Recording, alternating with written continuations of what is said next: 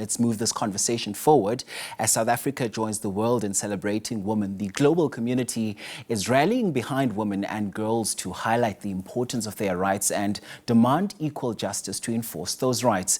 The International Women's Day is observed annually on the 8th of March. To reflect on the significance of this day now, on the program, we're joined by Ntombi Mogorosi, who's the founder of Fortified Forties.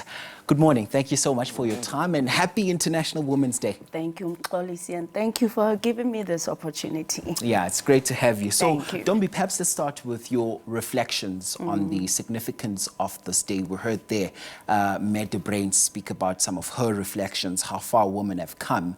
Let's hear from you. I feel like we don't talk much about the contribution of women in society, in the world, especially women of color. And I feel that it is about time that we put forward and talk more about these conversations, what they have done, their contribution, and hopefully encourage young women that are still upcoming and growing. And speaking of the women that are still upcoming and growing, you know, conversations are steering towards saying progress is there, albeit at a slow pace, but still a lot needs to be done. I do agree that there's so much that needs to be done. If you look at the issues that affect women, we talk less about them. And for instance, perimenopause. Perimenopause affects women from as young as 35 years of age until they reach 50. And they're still expected to work. We've got women that are mothers, women that are business women. We've got CEOs that gets affected by perimenopause, but there's less conversations around it. So I feel like there's still a lot that needs to be done when it comes to having these conversations and putting women issues forward. And which is why you decided to pen Reap the Whirlwind, right? Because it addresses some of those challenges that women on the day-to-day continue to face. Tell us more about that. Absolutely. So Reap the Whirlwind is a book that I have written. It's about a young couple that met at varsity and then they got married 12 years later. However, marriage wasn't exactly what they expected. They were met by drug abuse, family interferences, black tax, a whole lot of issues that they did not know how to navigate around, including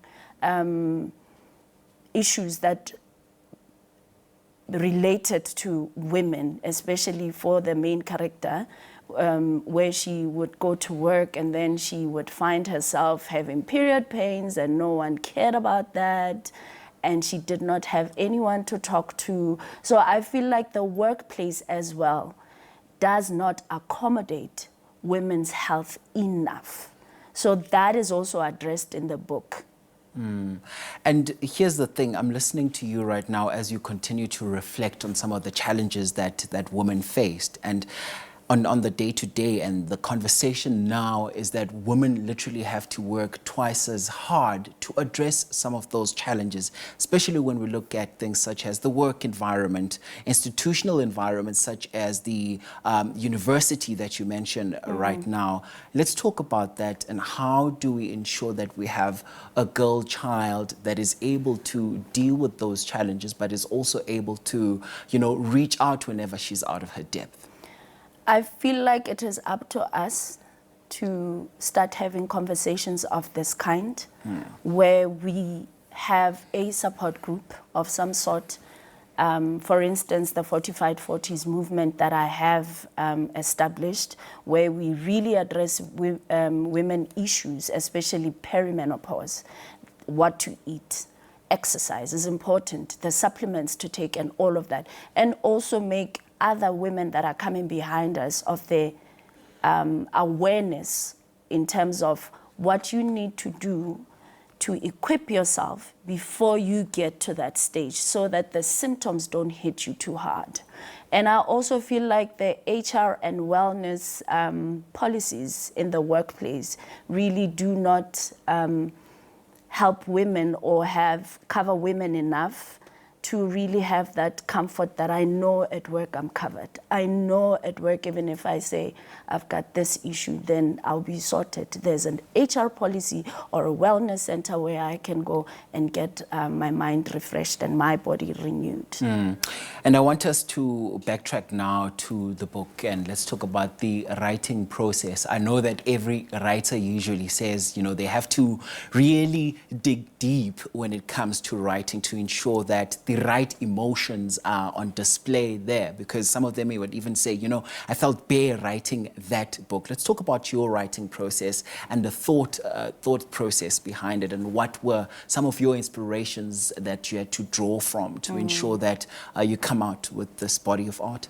So for me, I had already, when I was going through the healing process, I had already had diaries that I was writing and, you know, pouring my heart out into those diaries. When I initially decided to write the book, I just took the diaries and then started putting everything together and really expanding into that. You do feel bad, I must say. You do relive those memories, which can be really difficult for others. But there is so much healing that you find from writing the book. And I think that's one of the reasons why I wrote the book. Healing was important for me. And also sharing the message to others to say, if I did it, you can do it as well. And I'm going to ask you to be a bit vulnerable with us this morning and share your story of healing with our viewers that might be, you know, looking from a lens of probably even going through what you had to go through. Let's talk about that. Okay, once again, I feel like women are not given enough platforms to actually talk about the issues that they go through, especially in marriages as well. So as a young woman, you are sat down and you are told, listen, you must hang on, you must hang tight. You know, all those idioms that are used to make you be the stronger person in marriage. Well, I feel that men don't even get that conversation going in the beginning of the marriage. So when I wrote this book, my thinking was, how many women are sitting in their spaces and are crying alone, and there's no one giving them an ear to listen, a shoulder to cry on. Meantime, you were told, begezela, hang in there, stay there. That's what a woman does. Meantime, she is alone in that situation. There is no one to afford her the opportunity to cry, to talk, and really be vulnerable. So I feel like we need to really start talking more about having platforms of women where they can really just pour their hearts out and feel safe, and we hold space for each other.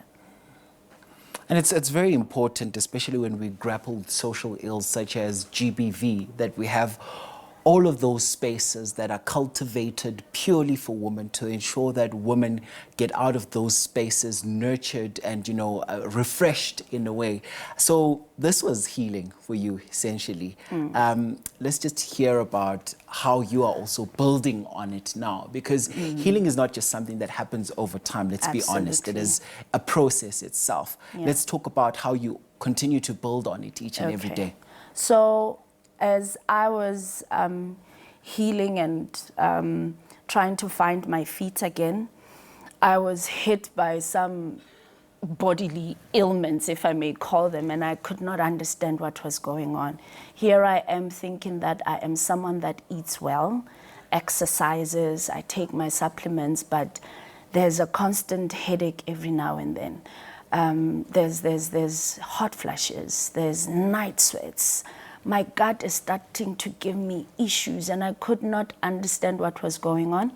I would talk about it with friends and family, and some of them could not even comprehend because they were not going through the same phase as I was, only to learn a bit later that I'm actually going through perimenopause. And not a lot of women know about the symptoms and can identify them. So that's again me saying, okay, let's continue with the healing process. So what happens when you go through perimenopause, hence Fortified 40s?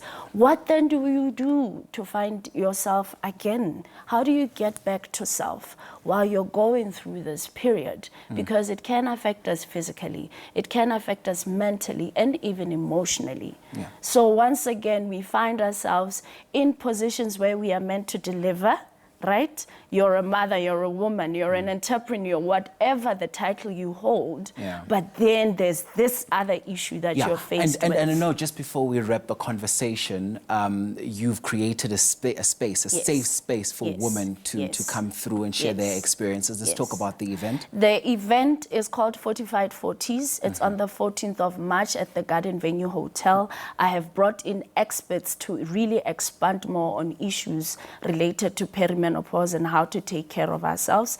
Tickets are only 450. On my socials, TikTok, Facebook, and YouTube, it's Fortified 40s. You can follow me there, and all the information is right there. I must thank you so much. Ntombi Hoohlo Mogorosi is the founder of Fortified 40s, joining us here for reflections on International Women's Day. Listen, thank you so much for your time and insights on the program. Thank you so much. Right, we park it there for now.